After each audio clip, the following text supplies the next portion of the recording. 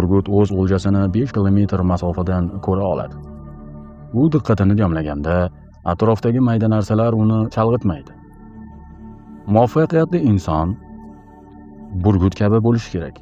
Hayotdagi mayda gap so'zlarga chalg'imay faqat o'z oldiga qo'ygan maqsadiga intilishi lozim. Boshqa qushlar yomg'irlardan qochib pana joy qidirsa, burgut bo'ron paytida shamol kuchidan foydalanib bulutlardan ham yuqoriroqqa ko'tarilib oladi.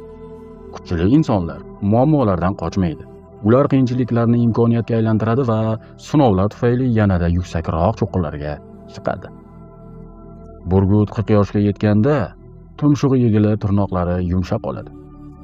U yo o'limni tanlashi, yo qoyaga borib tumshug'ini urib tushirishi, yangi tirnoq chiqarishi kerak.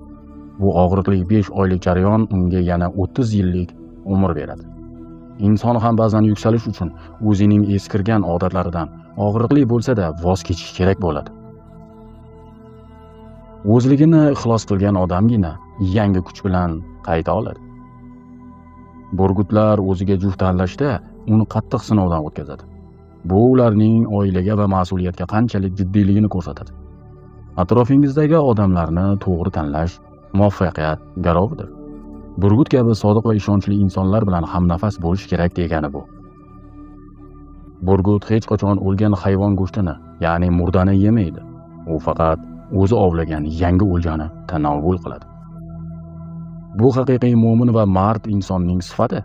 Birovning haqqi tayyoriga ayyor bo'lish emas, balki o'z halol mehnati bilan rizq topish insonning eng katta g'ururidir. Har biringizning kasb-koringizga baraka bersin. Samое главное shu.